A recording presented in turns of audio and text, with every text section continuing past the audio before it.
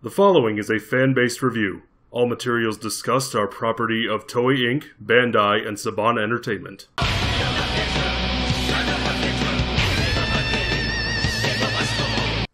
Hello everybody, and welcome back to another episode of Tokucast Reviews, episode 31. 31. Jesus Christ. Yes, I love how when we got to Kuga, that was, that's the 30. That's the 30. We started the new decade with a 0. And speaking of which, here comes a new decade in the Sentai as well. With a 1. Timeranger.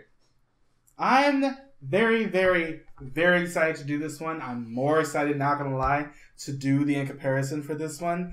That is going to be probably one of the most fun times we've ever had just on this show. But we also must do our best not to make this review an in comparison. Yes, we will try our hardest, but damn, will it be hard. But yeah, getting into Timeranger, starting on that opening, as you just heard. We love it. We dedicated an entire opening to it. How long did that opening take to record? A good while. Good 30 to 45 minutes. Yes. For how long? 17 seconds at most? Yes, it was pictures upon pictures, but damn if it won't fun. But yeah, this opening is great. It is. And for anybody who's curious and wondering why... Hold on. Beyond the future. Live on my dream. Live on my soul. This will be the last review that Jacob's not here for. Yes. He just finished his tour with his show. As you saw in the opening, he was there. But he didn't have enough time to actually watch Timeranger. So this will hopefully be the last review without him. Yes, he will return for Agito. Kamen Rider Agito. Oh, God. Okay, let's get to Timeranger. Yes, this opening was great. I love the way that this show ends up starting off. Yeah. Because we end up starting basically in a prison. And we see these monsters being frozen into cryo-freeze. And God knows you love your cop shows. I do love my cop shows. This is the first one that we've gotten out of really the two Sentai that focus on cop mechanics. And, for a beginning for this show, I love the fact that, we end up getting introduced to everyone very, very fast. We end up getting introduced to the, future Time Red, spoiler alert, other things, who's... Tatsuya Asami. If people don't understand that these reviews are going to have spoilers in it by now, that's their fault. Yeah, that's true. And Ryuya, who is the captain of the Time Protection Department in the year 3000. And so we end up going to this prison where one prisoner has already been cryo-frozen. And not much has changed, but they live underwater. Yes. And another one named Don Donero, who is a play on the word dinero because his whole thing is just to focus on money. He is basically a mafia boss. And he ends up being freed by Lila and Guillen, who is, basically his... I almost did it in comparison, but I had to hold my mouth shut. Yes! Shut up! Damn it, I told you this is going to be hard. It's going to be so hard. But I think one of the weakest things that he really did in this beginning is like when they finally figure out that he's been... freed from his captivity, or I guess his capture. You can't keep the Don down. Yes. But it's just like they end up going into the past, and then... How many Godfather jokes can we make? The person who is Captain Ryuya after they end up crash landing in the year 2000, where where Gien and Don Donero have been sent to when they transported the entire prison colony there, is Captain Ryuya. It's him. He went back with the team of Shion, Yuri, Ayase, and Domo. The biggest issue I have with this is the fact that what they end up doing in this episode and what they end up doing in episode 2 really offsets the mystery of the character itself. Yeah. Because Lila is posing as Captain Ryuya. She ends up coming out and shooting at the ship and everything, causing it to explode. And then we end up seeing somebody running through a tunnel. We end up seeing Tatsuya Asami, who is our Time Red for this one. He wants to end up helping out the Time Rangers mostly because of the fact that his father is a CEO, and his father constantly wants him to take over the family business. Yes, to follow in his footsteps, and he really does not want to do that. Because it was the year 2000, this was not a generic as fuck plot yet. Yeah. It was still good, though. I'm not saying it was bad, I'm just saying it's been done to death by this point. Yeah. But they also end up having a little helper, Tak, who follows along with Who is adorable. He is a small owl, robot owl with a surprisingly deep voice. But there's this almost another comparison. Yeah. Damn it. It's hard. Can we get a counter? Can we get a counter? No, Jesus. But yeah, it's just like in these first couple episodes, I love the fact that when they first end up seeing Asami like running around and coming to help them, Asami, sorry, they automatically attack him because he looks just like Ryuya, and Ryuya was the one who just turned on him. Yeah. So it completely and utterly makes sense that they would just come up and just straight up start attacking him. I still love that scene. Still a great scene. I love the fact that the tech lets them know that for their chrono changers, they can't do it by themselves. They have to have a fifth person, so they end up using him because he just wants to go and help out people, and that's perfectly fine. But he also does have his own selfish ambitions in this show, and it completely makes sense. You know, he wants to end up being able to control his own destiny. And that's the thing about this show, really more than anything else. Destiny. Not the game. Fate. Yeah, it's just willpower. You know, fighting against the future because they already know what his descendants are supposed to be like and what he's supposed to be like in the year 3000. But in the year 2000, none of that's happened yet. So he decides to really just go ahead and start taking his destiny into his own hands. But we're going to end up saving that more for the character review at the very end of this show. Now let's talk about the suits. I hate lips, but damn, these suits are good. Yeah, I'm about to say, these suits are great. Yeah, they're really good. I love the patterning on them. I love the fact that, you know, everything is chained, like the helmet, the arrow going straight down, and for a later character, it looks a lot better with the black. We'll get there. Yes. With Yui, though, I will mention this. This is another one where we end up getting a female leader. Because Time Pink is the leader of their team. Yeah, which makes sense. She's the most experienced. She's also a cop. She came back to capture Dawn Donera, and there's a reason for that. We'll get into that also. Yes. Now, we even get their own signature weapons, which are the dual blades that they use. The dual blades and the blasters. And the blasters, which the blasters combine into a big bazooka, very traditional Sentai, and I like that. And I like the aesthetic of those blasters and how they combine. I think it just looks good. Yeah. And I love the dual blades being hands on a clock. Yes. And how they... Beat 6, beat 12, beat 9. And also the fact that the shorter blade, the hour hand, the tip is unique to their logo. Yes. To their visor. Which I think that's all very aesthetically well done. The only things I don't like are, one, the suits that they wear under their suits that... Oh yeah, when they first transform. They rip off these unitards of... cybernetic suits. Which... Why? I guess to give it a place to transport to, because they're transporting the suits from the future. And I get that. Yeah. Every time we say future, we have to do that now. Yes. And I get that, but god damn, it's obnoxious. And the other thing I don't like aesthetically wise is the actual morphing sequence. It's just... Like, I love the fact that it's just like, you know, we have the hands of the clock on both above and below them. But I hate the jumping. The jumping, the freezing in midair, and then the shitty CGI. And it's bad. One thing that you will know watching Time Ranger, they watched The Matrix and went, yes. Because a lot of the first like fight scenes and everything, I love the first fight scene where they're like running up walls and dodging bullets and like everything is super shaky cam and Matrix. But I love that first fight scene. I especially when the first time, because there's Zord. I love the Zord. Actually, before we get to that, sure. Remember the first time that they end up transforming and Red ends up getting shot a whole bunch? Because they dodge the bullets. And Red has no idea what the hell he's doing. Because Matrix. Yes, he ends up getting shot a whole bunch. But I love the fact that when they brought this back in Go Kaiser for the Time Ranger team up, they did the same thing. They did the same thing where Guy got the hell shot out of him. If you haven't watched Time Ranger yet, and you're going to because of this review, and you are over the age of 21, I have a drinking game for you.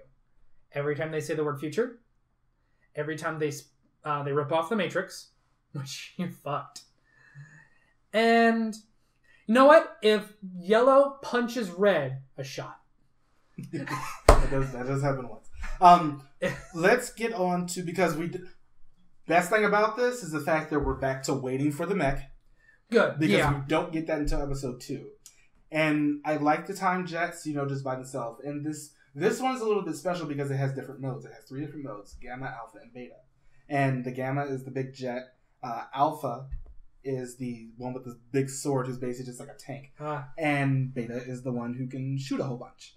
And I love Beta. I hate the fact that they don't use it that much. Like, they don't use Beta a lot. I love the fact that they can jump off midair. I think it's great. The thing I hate about it, of course, I think everybody ends up agreeing with me on this, those goddamn shoulders. Yeah. Jesus. You can't even look to your left without this. But yeah, we talked about the Matrix, and that first fight where... Before we get to that, I would like to I love the mechs from this show because the amount of options. The main mech has two separate forms, blade form and really the jet. Oh right, yeah. It has so many forms. You have the big jet, you've got blade form, and you've got gun form, and I love the just functionality of that. And to be fair, they do end up using alpha almost all the time. But and when they use beta, the jump towards each other, shoot the bullets by your face straight from the fucking Matrix. But in all honesty, I also do love the finisher with the hour, the size of it going down, they do that, and then they hold it up. Like all sound and everything stops, the camera stops, and then after a little while they finally end up getting that catchphrase, which is badass. Time up. And just like, this was my favorite Megazord toy to have from Power Rangers. Like, when I started losing the pieces, my heart died a little. Because this was the coolest thing. It's a really, really cool mech. I love it. And we'll get into this later, but also one of the cooler combined mech forms. Yes, we'll get to that in just a little bit. Yeah. Let's move on down. We're going to just move on down to episode 9, The Dawn's Depression. This is when we end up getting to meet a very important character mostly for the rest of the show and of course Gokaiger. We get to meet Honami Moriyama, who is a reporter, who's a photographer, who, is the only one daring enough to take pictures of the Londars family. They end up changing the name to the Londars from, the Dawn, whatever the hell their name was before that. They end up changing their name to the name of the prison. And basically, the whole thing with Londars is that they constantly want money. Because they're mafia. These are things that they do. And it's kind of refreshing to have something that's not going for world domination. Yes. Exactly. Something that's not world domination. Yeah. I think that's actually really good. It is refreshing. But this character, Hanami Moriyama, if you haven't watched Gokaiger, she shows up again in Gokaiger episode 40 for the Time Ranger team up, and there's a specific reason that she shows up again. She's a photographer, and she ends up falling in love with Time Yellow, but... She thinks it's Time Blue under the suit. Isn't that... Yes. Yeah. She thinks Time Yellow is Time Blue out of suit. Which was funny. Yeah, that whole thing was just really, really great. I love the fact that, she's very, very, I'm guessing the word here will be plucky. That's a very old-fashioned word. But a word I've never heard you use in the years I've known you. It works for her. She's very...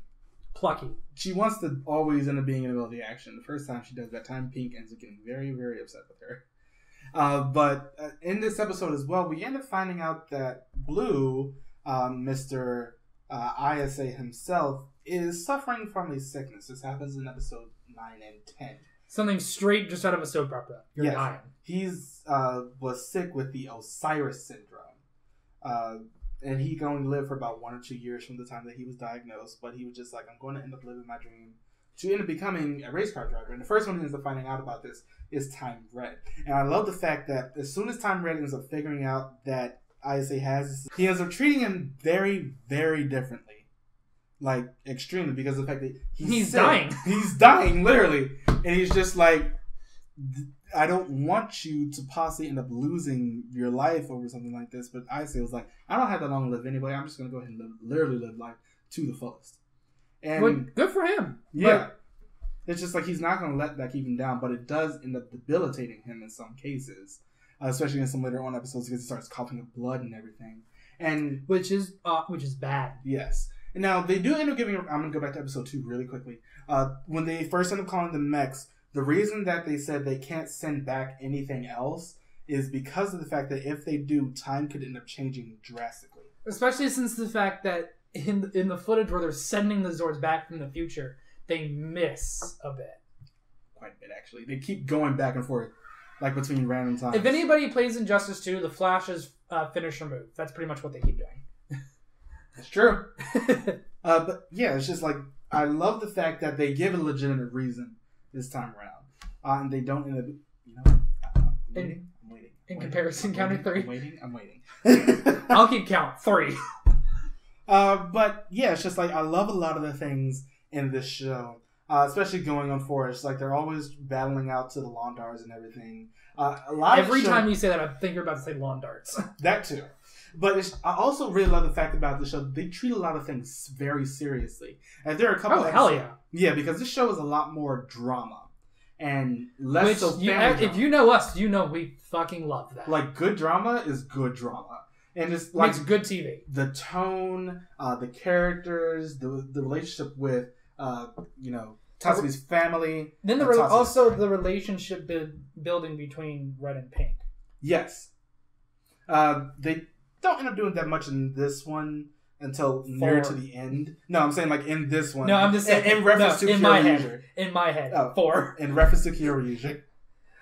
Even I'll admit that was not a good romance. Yeah, it's like they just didn't take a little bit to really end up getting there. But I like the fact that it was a steady build. It's not something. It is a steady build that they bring up more than 3 times. Love Kyoryuger. Love it to death, but I can't disagree with that. There is one episode, though, that really, really bothers me. And what is that, Marcus? That episode is episode 23 or 22. It's like this whole thing where Pink suddenly becomes super girly for no reason. I forgot about that. It's episode 20. It's bad. It's like pretty goddamn bad. It feels like at that point time, like, who wrote this one? It was fucking Inoue, the guy who wrote Jetman and most of Fies. We need a minute. It's like this episode was literally talking down to us. It was just all about pretty. Shut the fuck up, Marcus. This isn't a rant, and get out. No, it's just like, this is just one of those episodes where you're just like, why does this episode even I know, exist? I'm just making sure you don't go but so far. No, just get out. That's the whole thing. Episode 29. No, episode 28. We'll go back to this one first. One aesthetic thing we really don't talk about a lot, and I think we should really do these in reviews, the aesthetic of the minions of the season. Yeah, the mechs. The tiny mechs. Yeah. Minion mechs. I like them in this one. Because that's one of the reasons why they need money, because they're going to need more of those, because, Time Ranger keeps kicking their ass. We don't talk about the minions a lot, and I feel like we should start doing that. Yeah, we should. I especially like the fact, because it's always... Have you ever noticed that lately, they always have a blade blaster combo? Mm-hmm. But this one I feel like just worked pretty well. Yeah, that's true. Now, Tatsuya's father, as we said, is a very prominent businessman. He ends up working a lot of things for the government. He ends up creating this mech earlier on. It's either earlier on or after, which shouldn't have never existed. But in episode 28, we end up getting introduced to this new unit, which basically ends up acting as a police force of Time Ranger for the rest of this, the City Guardians. And in episode 28, we end up meeting Naoto Takizawa. Now, Naoto is a former friend, I should say, of Tatsuya's. They end up having a lot of animosity for each other in the first couple episodes. But there's this whole thing where a previous mech, the V-Rex, ends up being sent back in time. And they miss. They miss terribly. But these 3 episodes... I have a question. Mm-hmm. Why that mech who keeps hitting them in the past, why has that one not been fired? Providus? Because it's not up to him. He just hits the thing through it. But episode 28, this is where we also end up getting to see that Tatsuya's father ends up realizing that he is Time Red. Like, they end up having this big battle and his visor ends up getting blown off. Because that's enough. I'm sorry. That's not enough, honestly. Well, to be fair, it's his dad. This is somebody I'll give you that. Yeah. It's not just about that's not enough to recognize somebody. It's not enough, or if he's here, giant battle, he's here. How the fuck do you see that? But willful suspension of disbelief aside. Yes. But in this episode, we also end up getting to figure out just a little bit more of the Captain Ryuya's, his whole plan. He is actually the main villain of this show. And that's really, really interesting. Mm-hmm. But we're going to talk about that just a little bit more. and afterwards, because Naruto ends up becoming Time Fire. Time Fire! One of the greatest looking Sixth Ranger suits. Yeah, I love the fact that he's considered a red. And I love the fact that the black instead of the white, and the fact that the visor is jagged. It provides a great amount of contrast to the rest of the team, but still similar enough where you know they're part of the same team. And I love the fact that when he first shows up, it's just like, oh god, you can't be that much of a badass, and then he was. Because also, that blaster blade combination that he gets is not fair on the cool factor. I will say this, though. He is the last Sixth Ranger to appear this late. How late did he appear? Episode 29. Damn. Usually nowadays, we like end up 16? 16, or, for the past couple years, 9. But... Depends on who the Sixth Ranger is. That's Kiryu not even... Gold and Star Ninja both showed up in episode 9. I was more referring to our current airing Sentai, which is they all showed up in the first 5 episodes. Which is fuckery. But yeah, I hate, it was really good because I understand why they didn't show it up to this late, because he was a character who really shouldn't have shown up to this late. Yeah. It's like his timing to come into the actual story worked out better than... Not to mention... I'm so glad having an episode, like an entrance like that, is so much better to have later than sooner. Yeah, it's like this is legitimate, because he's not their friend at the beginning. He's fighting against them and the Londars at the same damn time, and I was just like, that's really good. Actually, I feel like they should end up going back to that. Like maybe not introduce him as late, but do it so it's not nearly as expected. 5. Sorry. Holding all the in-comparison thoughts in my head. I'm at 5. Oh, no, it's just... Literally don't do it nearly as... Because, we expect the Sixth Ranger nowadays to show up around episode 9 or 16 or so. And this is just like he showed up so late that it was really refreshing. Like, we didn't expect him to come. We didn't even really expect him at all. I can't even picture what the people going back then, if they didn't, read anything. I think they were expecting it. But at the same time, coming out the Go-Go 5, because nowadays... We know about Six Rangers before the show even airs sometimes. I remember the world came out, we found out about him before episode 1. And we found about Kiryu Gold before episode 1 for Kyoryuger because of scans and advertisements and the internet. And it is refreshing. It must be so much more fun to just watch a show and go, are they going to do a Six Ranger this year? What's it going to look like? Is it gonna be? And it's like episode 29. You're like halfway over you're already halfway over, and you kind of start losing hope. And then, dush, and then you see it, and then you hear "Time Fire," and everything is great with the world. Now, I will mention, because we haven't really talked much about Gien, and we really have to. His character, because we do end up finding this out from Don Donero. Don Donero is a very different sort of main villain. Well, I'm going to put that in quotations, like really hard quotations, because it's like he seems like the main. Villain, but at the same time, he really ends up caring for his team.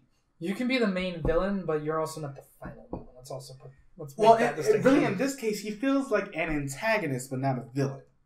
Fair enough. And that's a really, really careful distinction to make. And that's also a very hard thing to do with a show like this, because with shows like this, the difference between an antagonist and a villain are huge.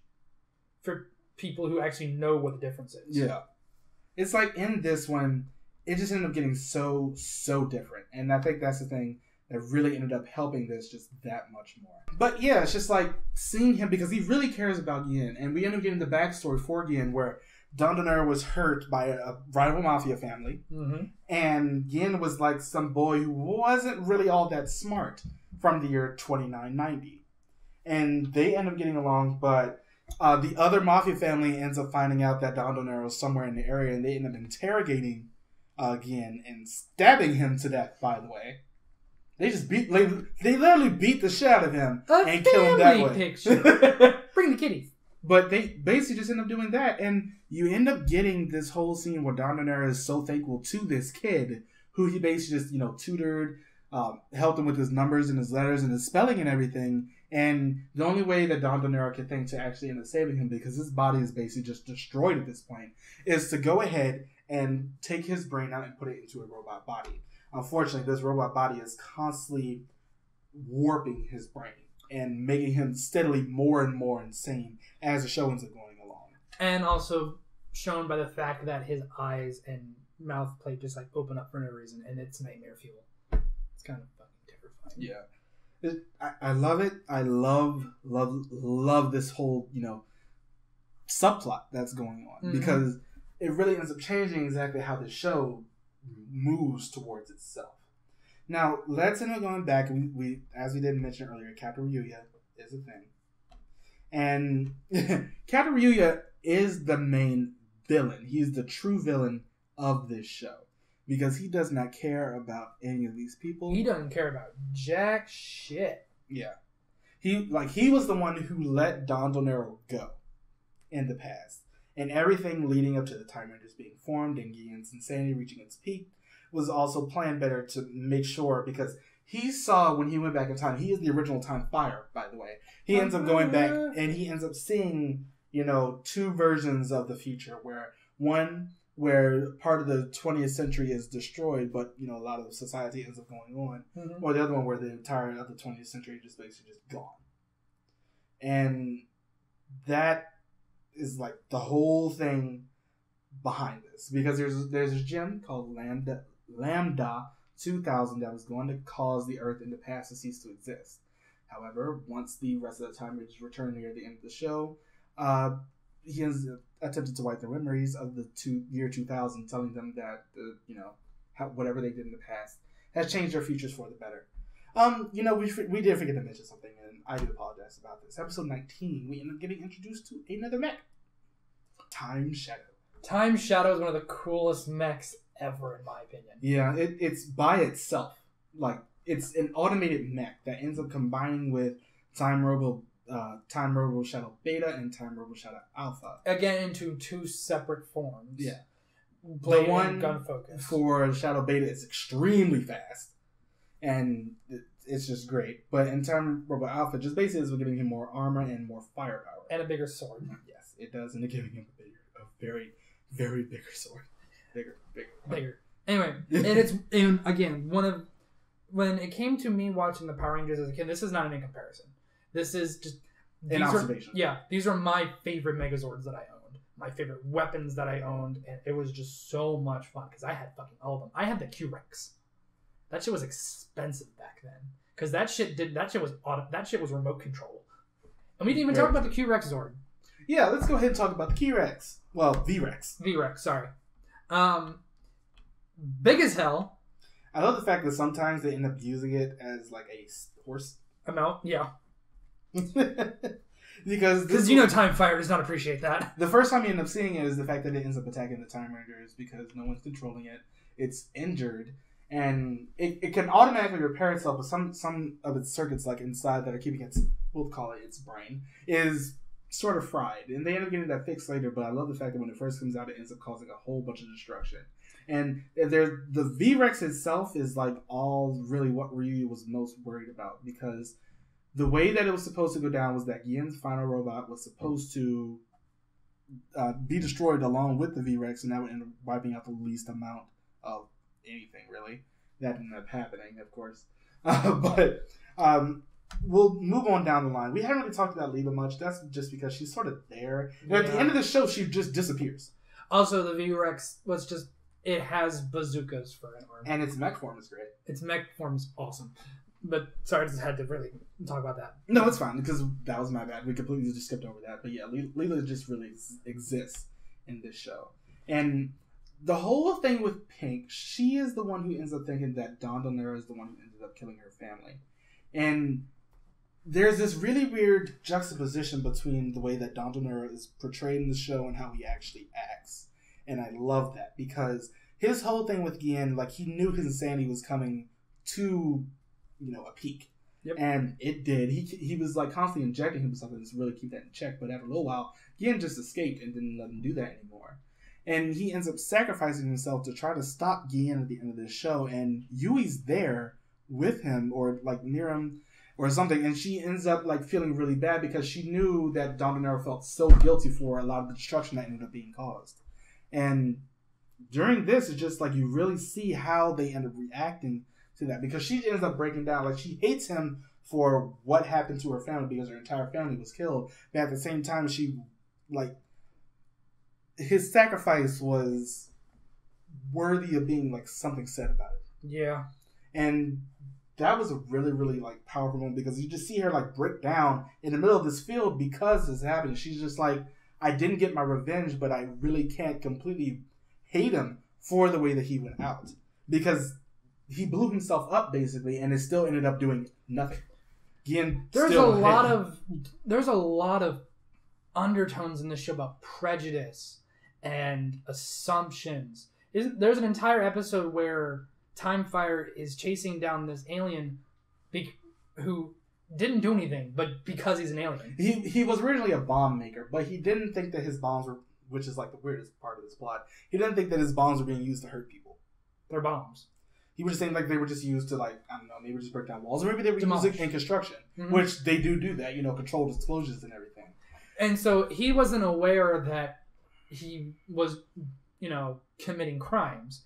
But because all he was doing was just giving the bombs to people who said they were going to end up using him for a different reason than what they were actually using them for. And so he technically is innocent, but Timefire didn't care. Timefire just saw him as another Londars, another monster, another alien, another criminal, and this racist undertone in this episode between Timefire, this alien creature, and Green. Who really has to end up doing, like, he's really smart, and he is an alien. Yeah.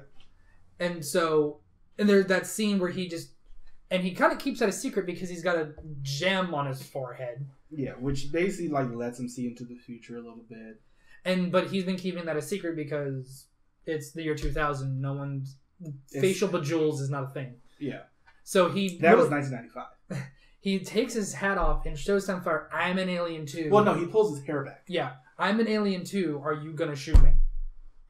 Yeah. And there's just so much going on. And it's like, it's that scene is like him standing in front of the bomb maker and the rest of the Time Rangers are sitting back there. And then you just see like Timefire just shooting, like pointing the gun at him. It's just like, I'm an alien. Are you going to shoot at me too? Just because I don't, and I'm looking like him and I'm looking like the rest of you except for this in my head. Do you think just because of the fact that I'm an alien, I'm just going to end up going and just hurting people just like, you think that every single alien who is coming from another planet will do? And I love this scene. I think it's one of the most powerful scenes that this show actually ended up giving us. It's like, there's good drama. It's definitely on top of one of the most powerful scenes Sentai has. Yeah. It's like, there's drama and there's good shit. And this is good shit. And that's not the best part of this. Marcus Gordon 2017. There's drama and then there's good shit. This is good shit. It's true! But all of these deep undertones that are in some of these plots is just, one, refreshing and a little disorienting to see in a Sentai. Because when I started Sentai, I was starting like Gokaiger onward, where that's not a thing anymore. Yeah. It's like the storytelling isn't nearly as big of an element. Unless you end up getting something like Go Busters, but then we end up getting the latter half of Go Busters where we're just like... We don't talk about it. Moving on. Yeah, but like we end up getting this scene, and like I said, at the end of the show, there's this whole thing with Ryuya where they end, like the Time Rangers end up having to go back to their own time. They end up going back there, and by this point, Naoto saved this little girl earlier on in an episode, and Timefire did. And he, she had these birds, and he was able to keep one of them. Birds. Yeah, birds. But there's this whole scene where like they're fighting the Londars after the rest of the Time Rangers have gone back because Gien has completely taken over by this point and just sending out waves upon waves of the minions out and just, causing random destruction. And both he and Tatsuya, Naoto and Tatsuya have by this point reconciled, and Tatsuya has reconciled with his father just like so he won't end up being nearly as controlled anymore. And they're constantly going out and fighting, and his father is out and trying to help people as well. And the City Guardians are doing as much as they can, but they don't really end up having the firepower to fight against the, the minions like they would. I love the fact that with both this and with Kuga, the police are very, very prevalent presence. Which is also odd to see in a Sentai. Yeah. I thought that was great. I thought that was like one of the most amazing things. Like they made the police, or at least special forces in some cases, just that much more prevalent. I think that's great. But in this whole thing, like Naoto goes out and one of the birds ends up escaping, and the girl goes out and tries to get it. And Naoto by this point is injured. He's in the hospital. They've been fighting for a very long time by this point, like at least a couple of days. By the way, I just realized one aesthetic thing that we are not a fan of in this show. What's that? how they pilot their mechs. The swords are weird. The swords are very weird. But back to this. Sorry. There's like this whole scene where he's just running out there and he ends up getting shot by one of the minions who has found a little girl. Yep. And Tatsuya comes out and now just dying, and he actually dies in this scene. I love this scene because 6. Just keeping the count. I know, but like this whole scene is very, very powerful because Sentai deaths don't happen that often. They don't happen that often, yeah. And this is one of the last ones that we really got. Of course, there's going to be another one a couple years later, which we're going to talk about in that review, of course. But it's still not as powerful as Jetman, but moving on. Yeah, that's yeah. But we end up getting this whole scene, and Naoto just it's sad as shit. He bleeds out. He dies right there. Like he's so injured already that he can't deal with this anymore. So his body just completely gives out, and he just dies. And I love this scene because it's like there's no music, there's nothing. There's just people being sad, and I love that. It's like that's how you treat one of these scenes. You don't need a whole bunch of background music. I'm looking at you every single Power Ranger season after Saban got it back. But it's so good. It's one of my favorite scenes. I mean, it's I don't think it's nearly as good as the one with Shion and the monster. No, but it's still a really good scene. Yeah, it's really up there. And then Ryuya ends up coming back. He tries to end up wiping the Time Rangers by this point, as I said, have gone back to the future. Some things have changed. The Osiris Syndrome cure got introduced a lot sooner than it was supposed to, because that wasn't supposed to happen until aliens really started coming to the planet. But that ended up happening in the year 2000, 2001. Because aliens started coming to the planet. No, it's because of the fact that Tatsuya wanted to help Blue so much, so he did whatever he could. Yeah, so the timeline has been changed. Yeah. Which is dangerous. Yeah. It's really dangerous, especially in the scope of this show when you legitimately have that look into the future throughout this entire thing. Yep. And I will also end up mentioning this, Ryuya, Captain Ryuya, once the Time Rangers end up going back to the past, he ends up trying to follow them and make them come back, and he ends up getting shot and killed. Yay. Main villain is just straight up dead. They end up having this gigantic battle with Gien, where the V-Rex and everything had to basically just end up holding it down, and they end up having to send the time jets back, which wasn't supposed to happen. And because as Ryu said, he only ended up seeing 2 timelines, but there's this whole thing, as we said at the very beginning of this, with the theme of fate, and the fact that they were able to change that by beating Gien and stopping all that from happening. Yep. And the end of the show is like, Yui ends up confessing to Tatsuya, but she has to end up going back to the year 3000. There isn't anything she could do about that. Yeah. But she ends up going back, and her entire family has been back because the timeline has been changed. As I said, there is still the one major point with Leela just being there. Like, she ends up escaping. After Don Donera ends up dying, that's basically the last time we end up seeing her, and she just goes off to be on her own, I guess. But yeah, that's the end of this show. Let's go ahead and get into these characters. Let's start with Red. Red. Tatsuya was fine. He was a good Red. It helped because he wasn't the normal stereotypical leader of the team. He wasn't the leader, and he wasn't stupid. He was just unaccustomed to the fact that these were people from the future. Well, he was a novice. Yeah, he was that. Yeah, literally, he was the new recruit. He was the rookie, the newbie, and he played that role very well. And we were more interested in the subplot with him and his dad and all of that, and his interactions with his other teammates. And even with his mother, we end up getting to meet his mother like once or twice throughout the story. Mothers don't exist. Power Rangers. They do for him.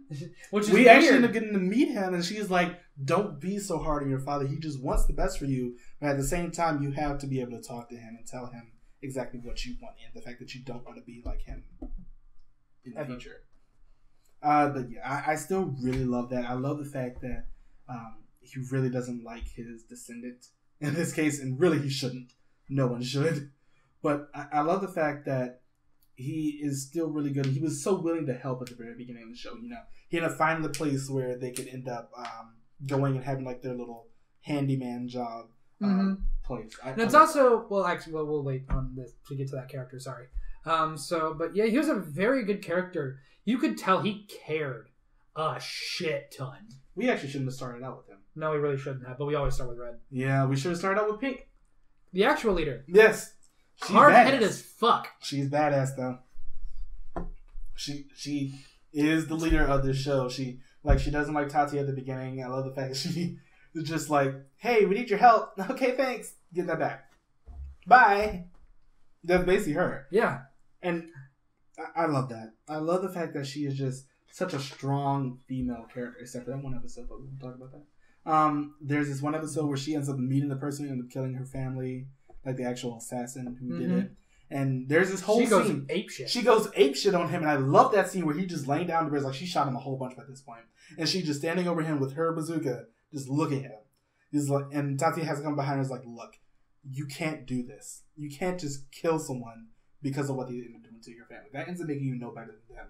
But she was just so angry, and it took her quite a while to actually come down from that anger. Oh, no, absolutely. And I believe it is a quote from a superhero, when you kill a killer, the number of killers in the world stays the same. Yeah, it's just like, I loved it. The look on her face after she ends up powering down, like, actually brings out her badge and ends up, arresting him. Doing her job. Yeah. Because she is not judge, jury, and executioner. I will say this. I love the fact that she was an actual police officer. She posed as a Time Patrol cadet. And no, she's an actual police officer who ends up getting sent to the past. I still love that. She is a strong female character, and I love that fact about her because, except for that one episode, she stayed the same. Even when she ended up, confessing to Tati at the end, it's just like, I didn't feel like that was out of character for her. No, it wasn't. And because you could see like that constant buildup of their relationship throughout the show, and that was great. I say, I love the fact that we like the race. He was a race car driver. He wanted to stay a race car driver, but the whole thing with his sickness was great. I love that that underlying tension basically throughout every single time that you end up seeing him on. And he even got an episode with a stereotypical driving rival. Yeah. And it was still great. Yeah. It was really, really good. He's had such deadpan humor. It's just... He was the cool guy, but... Yeah. It's just... And that whole scene where the rest of the team is finding out about the Osiris syndrome and wanting him to quit, but he's just like, no, I'm here with you all because we have a job to do. It's like, I'm going to end up dying anyway, so I might as well just go ahead and do as much as I possibly can before that ends up happening. Time for you. I love that. It's just so good, and that's great. It's amazing. I love his character. It's just, he's so much stronger than I thought he was going to be. Speaking of stronger, Domon. Anyway. He was a mixed martial arts fighter. He was a fun character. One of our favorite episodes was, I can't remember what was wrong. They couldn't morph, or there was mind control. I think it was mind control. I think it was amnesia. I think I know the episode you're talking about where he got injured. He got amnesia for like half of the episode. And then they come at the end, and Red's been trying to help him. It was one of those episodes where Red and Yellow just bond a bit, and they come at the end, and Yellow's standing there. Red's just behind him on his right, and they go, "Are you okay?" Red goes, "Yeah, he's fine." Yellow just goes, psh, and we paused to die a bit. It's just... There's your shot. There's a lot of things, because he really, like, out of the Time Raiders themselves, it's like he doesn't like Ryuya the most at the end for trapping them in the 20th century because of the fact that Domon has a very, very large family. Yeah, and it's also worth saying that he had that subplot of romance with the photographer. And he gets the girl. Yeah. He becomes his own ancestor, but Futurama did it. They can do it. Yeah, it's just... he was always chasing after the girls, but then he finally ended up finding that one girl that he found the one girl. Yeah. And it really ended up working. If he didn't, he wouldn't exist. Yeah. Welcome to time travel. Makes your head hurt. And, as you said in our top 10 Yellows list, he shows up again in Gokaiger, sees his son for the first time, and breaks down. I thought that was a great scene. I love the fact that it was a legitimate callback to what we're referring to. Yeah. Such a good one. Sion. Didn't like him at first. He seemed sort of there. Because he was the timid one, which is a weird thing because now when Green is a character, like not a Six Ranger or something, Green seems to be the timid one the most often when they're part of the main team. And I don't like it. I mean, Kyoryuger. In comparison to the other four, he was kind of the timid one. But, but he was a technical genius. And he became more comfortable. Yeah. To, tell Time Fire, shoot me. You're going to be a racist, shoot me. Yeah, it's just... there's this whole thing where his planet... he was a Hamardian. I can see the future! From the planet Hamard. And Sorry, it had to be said. His planet was destroyed as a result of war. Just completely blown up. So he isn't getting sent to Earth. So Frieza. No, I'm talking about more along the lines of Superman at this point. Fair enough. Because it was an internal conflict. I can see the future. Yeah, he's just really, really good. And as we said, before that whole episode with Time Fire, it's just he was sort of a there character. But once he really ended up getting that backbone, I thought it was amazing. It was a big as fuck backbone. Yeah. Jeebus. He's such a good one. He's really, really smart. He's also really inquisitive, which does end up getting him into trouble every once in a while, of course. But yeah, I love the fact that... Curiosity and cats and whatnot. Yes. Naoto. Now, he had the issue of just I'm sort of an asshole. Actually, I just am. Sort of an asshole? But it's just he had a lot of animosity towards Tatsuya because when they were in school, he had to work for his scholarship. And Tatsuya basically just got everything handed to him because Tatsuya didn't... But at the end of the day, Tatsuya didn't view him as anyone different. No. He was just his friend.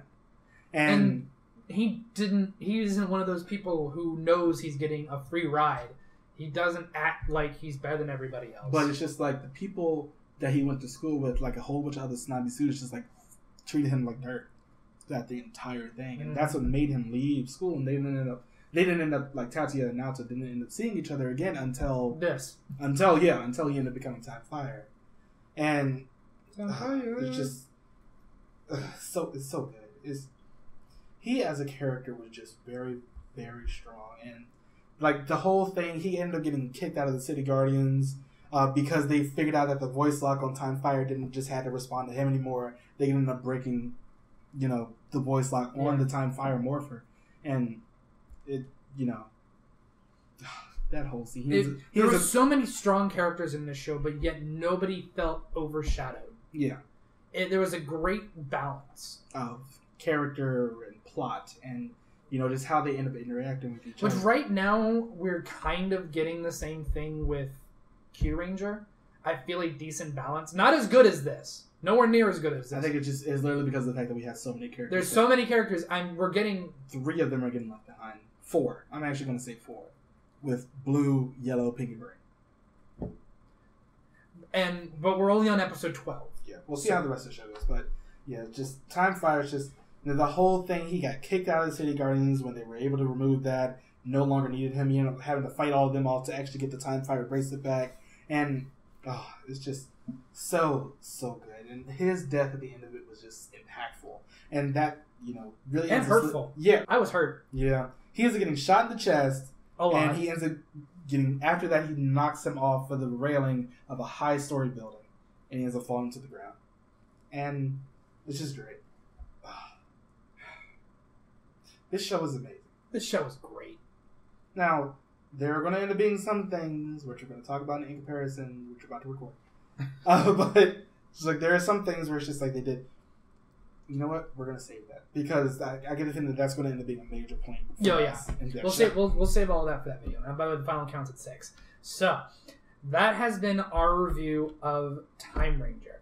Yes, Time Ranger. It's not all found on Kish Asian. About the first 31 episodes or so, we had some other ones that we were able to see from another subgroup that's not nearly as good, but But it did the job. It did the job, and it was just a really, really good show. I still remember, mostly because of the fact that in Akiba Ranger, when they had that one scene where they went to the Toei studio, and he was like, "This is the cliff where the street where Blue fell on the ground, and just a whole bunch of rain just falling over him and everything." It's just I seeing that scene after it being referenced in Akiba Ranger is great because we end up getting it's a night scene. The Osiris syndrome has really hit ISA. He just falls on the ground, blood is spilling out of his mouth, and it was they were on a mission and everything, but it was a scene, and it was a very, very good scene. They did really good with cinematography in this one. They really did, and I think that's the thing that ended up helping the most because it didn't feel like a standard Sentai show, and I think that's the thing that makes Time Ranger stand out the most, especially because as they end up moving into the new decade, this feels more like a '90s show. with the amount of drama that we got. It doesn't feel like a show in the thousands where a lot of things are to change. Still a great show. So a fantastic show that we highly recommend. Yes, it's one of my favorite Sentai. But as always, let us know what you think of Time Ranger. If you haven't seen it, please watch it. And like, subscribe, follow us on Twitter, the whole shebang. And next time, Kamen ready Rider to go, count zero. Kamen Rider Rider Agito. Agito. I'm excited. We're doing Agito for episode 32. And we're gonna talk about the G4 movie as well. And Jacob will be back for that one. So all of you Jacob fans out there, all three of you. oh my God, it hurts. Kidding. But yeah, thanks once again for watching, everybody. We'll be back in 2 weeks for Kamen Rider Agito. Bye. Bye.